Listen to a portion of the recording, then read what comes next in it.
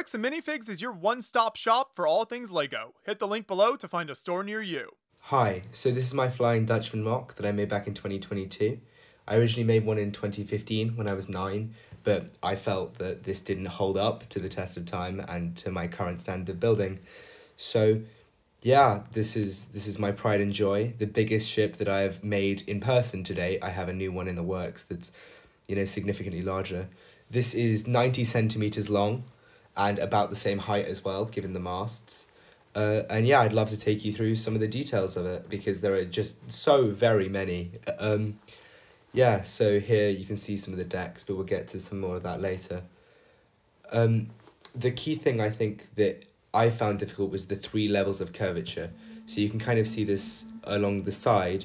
There's that curvature inwards towards the bow and the stern, as well as a slope down in the center of the ship and up at the front and back and towards the top. And that to create in LEGO is a very, very difficult shape. So I managed to do this with a lot of different ball joints and a lot of different hinges, as you can see there. But for the main curve in the middle, that again curves laterally to the front and back, I used offsets by half a pin. So I used Technic bricks. So half a pin, it's offset. You can kind of see that there.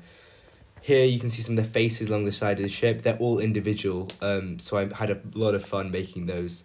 There's 18 of them, not including the front 2, which are also very vital. The jaw of the Flying Dutchman is crucial, as you can see here. Going through, there's all the cannon ports. Unfortunately, I wasn't able to make cannons for all of these because cost, structure, things are difficult, I'm sure. You can imagine. The back of the ship is incredibly detailed. This was the most lackluster part of the boat, and I mean, you can see that here. There's a little leg from Teenage Mutant Ninja Turtles. There is a climbing rope in there. There's like 8 sausage pieces. I tried to make some kind of recognizable human/fish shapes in there as well, so you can see one down kind of in the center there. The back cabins, they have windows. Again, there's nothing inside, unfortunately. The structure of this, trust me when I tell you, there is so much going on inside, structurally. At the back, however, I was able to make a rudder, and there is a rudder chain that goes through there, but unfortunately it doesn't quite have enough, frictionlessness to work with the steering wheel. The back has, again, innumerable illegal LEGO techniques. You can see there that handcuffs are attached to droid arm pieces, and little Technic pins are attached to hands. Here we can see some of the minifigures that I've made, but we'll get to more of those later. But most importantly, you can see the different deck levels, and I try my best to replicate what you can actually see in the ship. And this is a broad theme throughout the boat, because for me, I'd never really seen a LEGO Flying Dutchman that truly encapsulated all of the details and was truly movie accurate, and that was something I was trying to achieve. And you can see that with the colours as well. So a lot of Flying Dutchman LEGO builds tend towards like a brown colour scheme, but I thought a kind of dark tan and light bluish grey would reflect that kind of bedraggled, drowned look that we see in the films. Moreover, the sails are a huge part of this ship. These are cut-up bed sheets with a whole load of different stuff just stuck on there and then drenched in as much paint as I could find. And the rigging is again just string, but I tried to make mounting points so it's not all just tied on there. There's some actual proper, I mean, you can kind of see that. There's the little clips that they attach to. These back, I don't really know what you call them, where the cabins would go, are also absurd, and that connection point there that slopes inwards and slopes backwards. All of these are attached by ball joints, and that is, again, a running theme throughout this ship. Because of the innumerous complex curves that need to be made, I tended to use ball joints throughout this whole ship because they can just have the most freedom, and I mean, you can see that throughout the kind of sloping inwards at the front, even with those cannon door things. And again, with the front of the ship, with the jaws, there's also, again, hundreds of ball joints in there, not literally, but very many. Yeah, curvature of the ship, as you can see here, is a crucial part, and you can see the slope inwards and how I really tried to make that as smooth and as clean as possible, and I hope I have succeeded.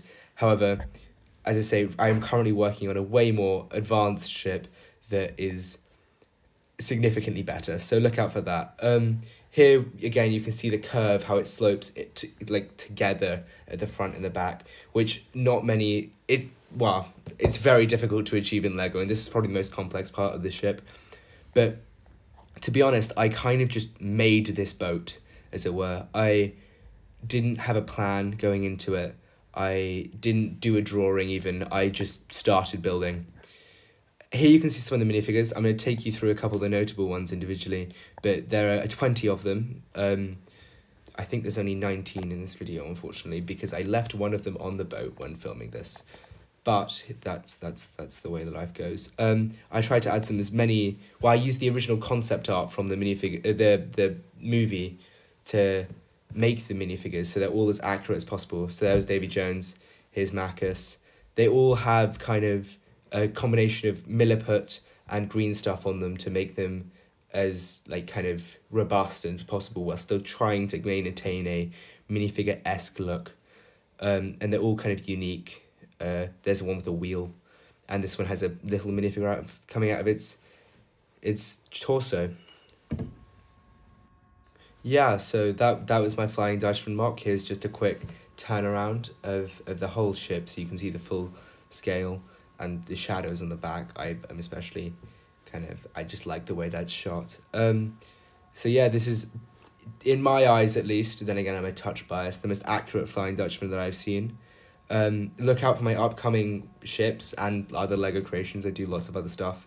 Haffle on Reddit, HAFL, and I'm sure I'll make an Instagram at some point. But yeah, look out for that. I'm super proud of this work. It's probably the best Lego thing I've done it in person. And yeah, I hope to see more soon, more ships, more things like that. So thank you so much for tuning in.